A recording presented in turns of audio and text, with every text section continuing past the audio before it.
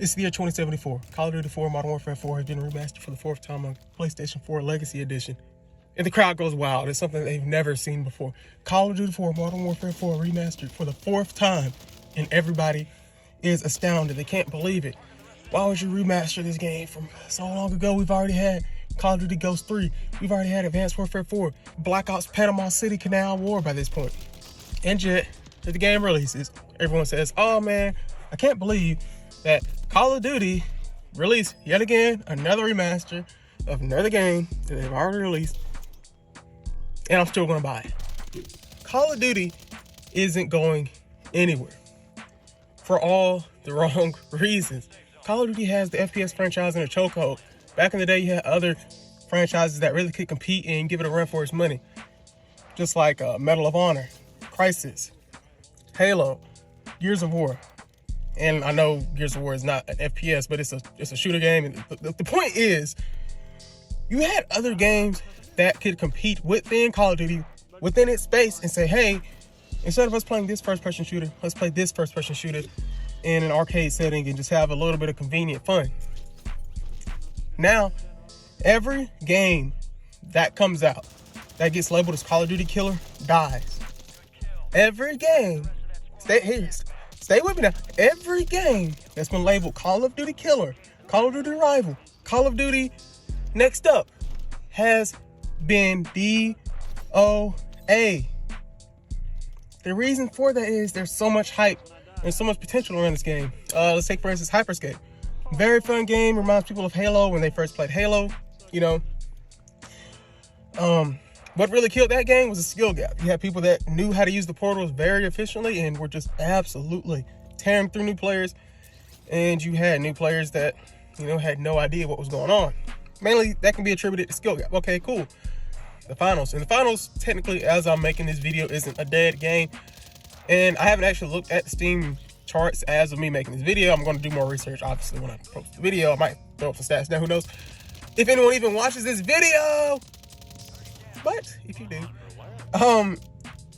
I give that game 6 months. Why did I give that game 6 months? Do I want the game? Did I know? I enjoy the finals. The finals is a great game. The finals was a breath of fresh air. But I know how the consumer player base is. And if I can think, and I can't think of too many games right now. As I'm making this video, I just came out of the gym.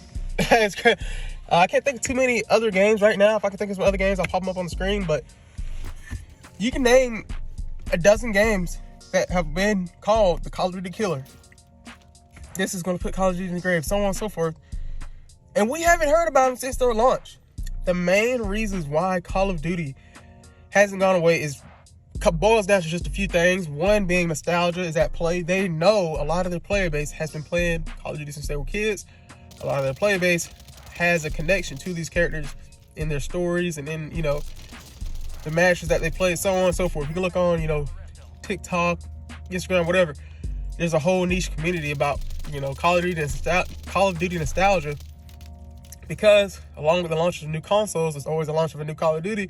Therefore, they go hand in hand, and so a lot of new memories are made with Call of Duty. Some of the funniest moments I've had are playing Call of Duty on PlayStation 3, PlayStation 4, and now PC. The point still stands that I've had a lot of fond memories playing Call of Duty in the past. I have a lot of fond memories playing Call of Duty right now. And so, if things keep going on the same boat, I'm going to buy the next Call of Duty in the hopes that I have fun memories playing that game. This is one of the things that keeps Call of Duty players coming back. When a new game comes out, I have to relearn all of my mechanics. I have to relearn all of my movement. I have to relearn all the weapons, the weapon balance, and so on and so forth. And because 19 times out of 10, this game isn't made by a AAA company, they can't really afford to put out the same density of quality that Call of Duty can put out. Now, when I say quality, I don't mean, obviously, Call of Duty is a perfect game at launch. It's never been a perfect game at launch. I remember Modern Warfare 3 at launch, like, in the zombies, as simple RPG baby day one glitches where, like, if you drop an item and you pick it up at the same time you drop it, it duplicates it. Brother, that kind of glitch has been in almost every... That is one of the most basic glitches in gaming, to drop something and pick it back up and you duplicate it. I've done that in Minecraft countless times on legitimate survival worlds.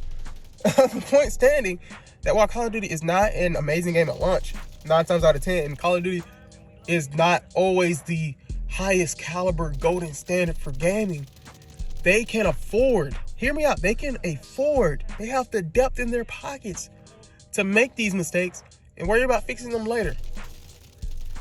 And that's something these smaller studios can't quite do. And one great example of this is Battlefield also having a piss poor launch. Battlefield 2042 absolutely dumpster fire of a launch, and they're just now recuperating from that launch, but they're nowhere nearly as dominant in the FPS genre as they were before they shot themselves in the foot. They are a AAA studio.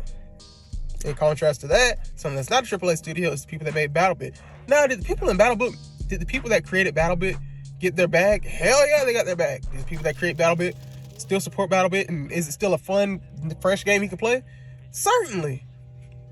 Is BattleBit still in the same spotlight it was 6 months ago? Certainly not. Why? Because Call of Duty has that appeal to a massive audience. BattleBit kind of has this niche. Not only does it have the niche, Battlefield 128v128, some people don't like those large scale battles. Some people just like to get in, 10-minute match, get off. I just got off work. It also has really niche graphics, which benefited the developers in the sense that, yeah, I've got these, 32-bit polygon graphics. These graphics are the development process is much easier. It kind of doesn't appeal to a lot of the player base, especially the people that enjoy graphical fidelity and immersion in these games. Now, I want to talk about immersion in Call of Duty. Those don't always go hand in hand. But with that being said, the second reason why most of these games fall off is they can't compete with the depth Call of Duty is able to produce year after year. There's 3 studios working at Activision. There's 3 studios. Got Sledgehammer Games, Infinity Ward, and Treyarch. All working on their own separate games with a campaign, a multiplayer, and whatever side mode that they have. Versus whatever developer, at the most, they have, a multiplayer with, say, 8 to 12 maps. And I'm not hating on any developer. The development process is not easy. As we can see, you can have a game with a lot of promise, like the day before, but not everyone can deliver on that promise, especially when push comes to shove, looking at games like the day before. When these smaller developers make massive mistakes, or when these smaller developers can't afford to keep up with the status quo of what consumers want, they fall off in the sense that they can't put out this new content as fast. They can't put out these patches as fast. They can't give them exactly a one-to-one of what they want. And Call of Duty can give us what they want. Look at it, the little anime bonus in the store. Look at the Black Cell Battle Pass always being black and gold. All the little weird niche stuff that they do, trying to appease their player base, and they say it's for our benefit. And I'm not even going to get into the engagement-based matchmaking or the skill-based matchmaking. I've already made multiple videos on those topics, but you got to understand, these smaller studios can't compete with the depth that Call of Duty is able to put out year after year, month after month, week after week, and still churn a profit. And when it really boils down to it, Call of Duty can afford to have a game that doesn't get received properly, right? Look at Call of Duty Ghosts, Call of Duty Advanced Warfare, Call of Duty Infinite Warfare, Call of Duty Black Ops 3. And I know what you're saying. Why would I even put Call of Duty Black Ops 3 in this? Call of Duty Black Ops 3 had a battle pass where you could only get certain weapons with that battle pass. And if you couldn't, you had to go to the armory system. The armory system had supply drops. Most games don't even use supply drops anymore because it's considered gambling. Got a really big scandal going on with Overwatch. But not only did they have a battle pass, they also had supply drops.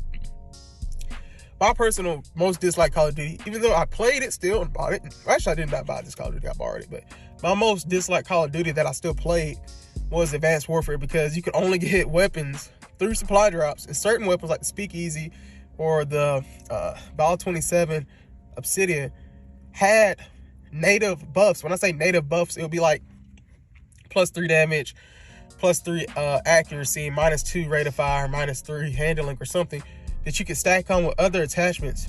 And so that you would get an actual laser beam. Even if you put those same attachments on the base weapon, you would not have the same stats.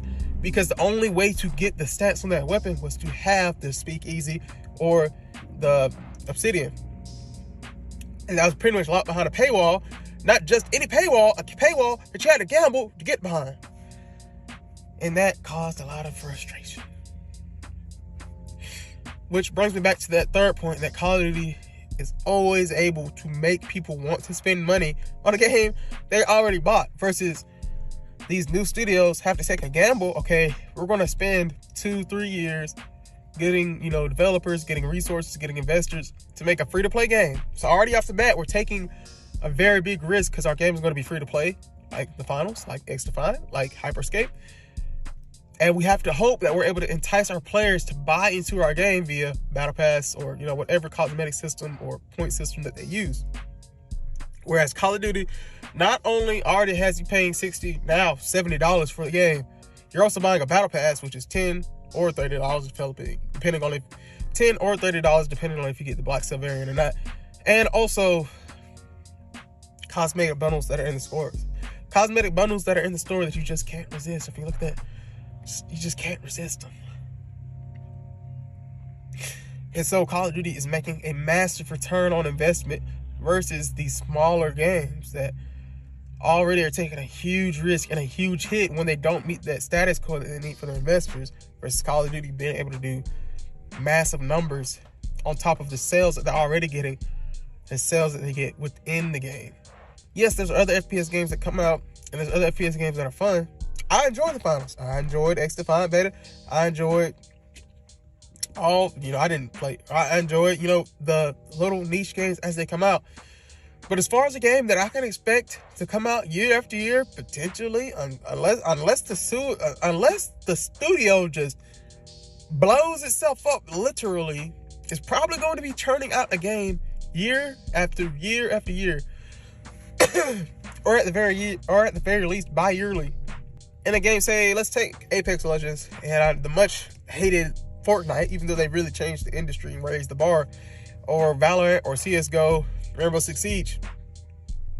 In all those games, what have you heard? Apex Legends 2, Fortnite 2, Valorant 2, CSGO 2, yes, but your cosmetics are carried over. There are Rainbow Six Siege 2. All those games, some of them have been out for double digits worth of years, and the ones that haven't have been out for at least 4 or 5 years.